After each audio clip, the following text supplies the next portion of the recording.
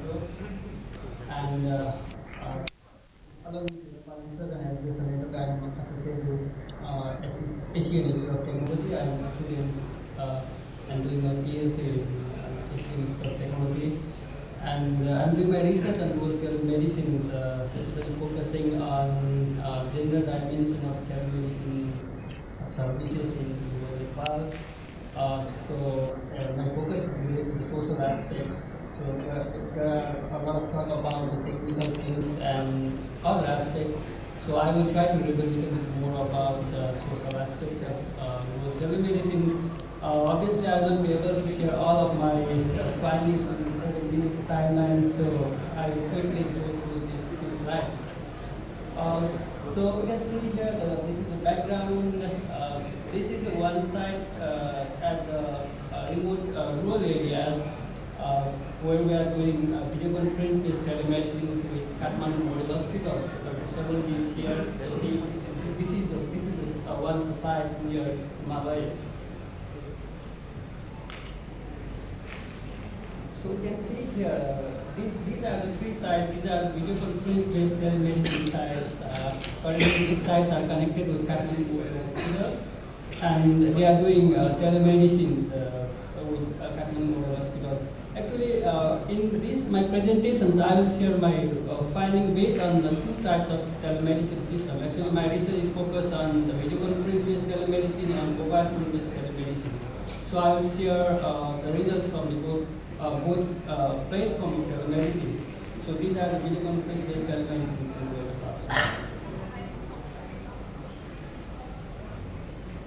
So here I'm just comparing the before and after situation of telemedicine. Basically, this slide is appropriate for the video conference-based telemedicine. So when the people got the illness, might be like the common and mild and severe cases. So for the common illness, they just wait and see for a few more days so that the illness will be improved. And if the illness is severe or if they cross 2-3 days, then normally they travel to the surveillance post. Obviously, surveillance post is not nearby, so they have to travel to 3 hours to get to the surveillance post as well. And obviously, surveillance post has many problems. The problems like they just focus on the primary illness, very minor illnesses, and services are uncertain. It's in rural areas, and the drugs are not available. So medicines might not be available, and the important thing is less skilled human resources.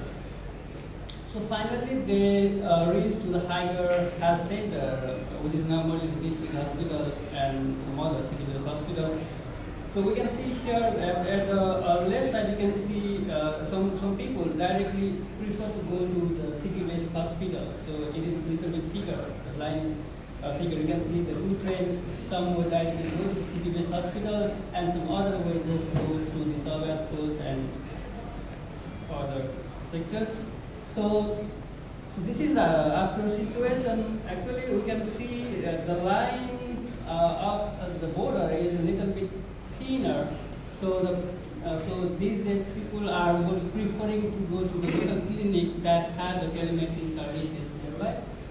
And the differences is like we can notice that the wait and see. So actually, after the telemedicine services.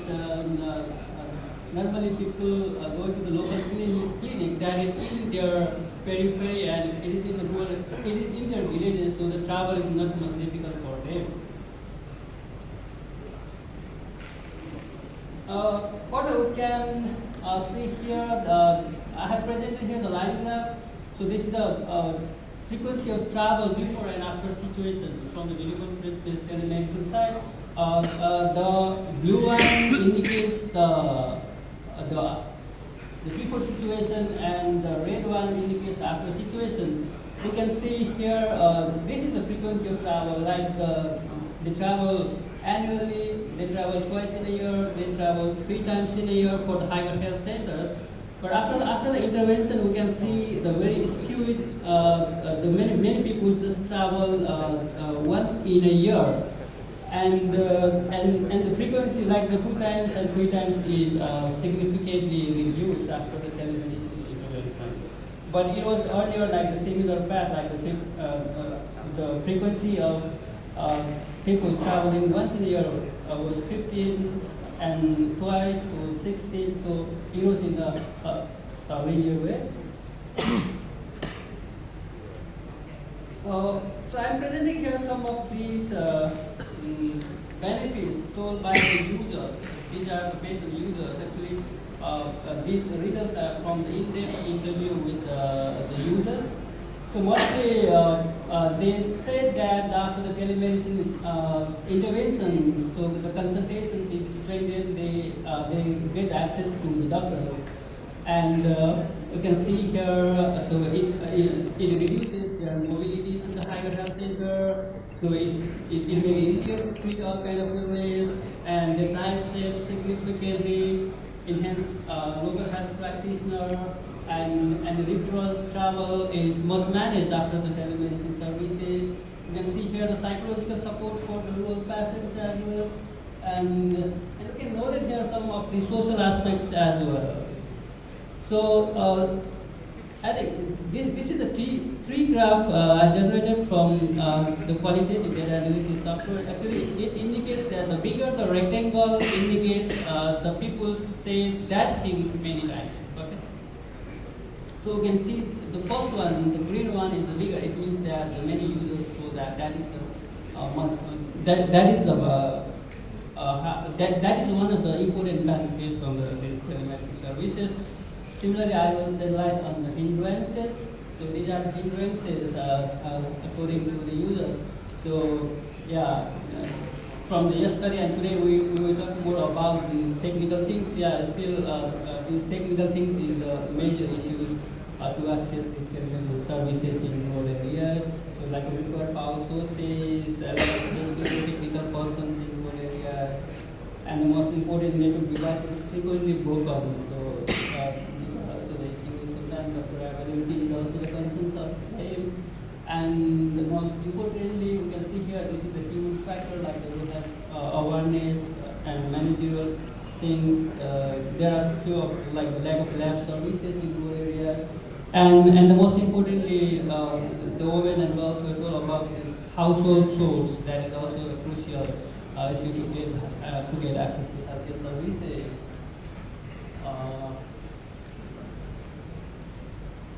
And this is my focus. Actually, I'm currently working on this paper. Actually, I just wanted to see the role of telemedicine on women and girls' gender-based barrier to access healthcare services. Actually, geographical barrier is a problem for them. Actually, women and girls in rural areas have difficulties for the travel, like the mobility restrictions, access to necessary financials, household source-induced time constraints, and timidity towards sexual and reproductive health problems are some of the gender role-induced barriers. So these kind of difficulty is created by the different gender roles, like the women and girls feel more difficulties compared to men. And we found that after the telemedicine, actually this finding is valid for both platforms, video conference-based telemedicine and mobile phone-based telemedicine. Telemedicine is found helpful in lowering travel restrictions, fewer constraints to manage time out from the household source, and they feel less timidity towards sexual and reproductive health problems, and also support to reduce financial constraints that is stem from the gender-based barriers. So from these presentations, I have some take-home message.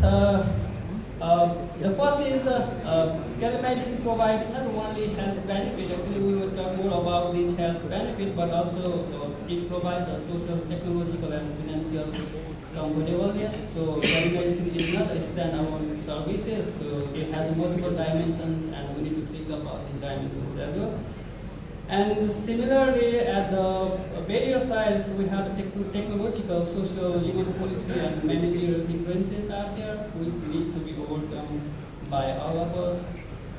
And The last but not least is as telemedicine is found promising in rural healthcare delivery, so we need to implement these services in large extent in rural areas, and at the same time we need to focus on these different dimensions so that telemedicine services can be accessible to all the people in a rural area. And also I would like to take the opportunity, like I have suggestions for the TEMREC and some other telemedicine pioneer here. Actually, we need to focus on the social aspects of telemedicine.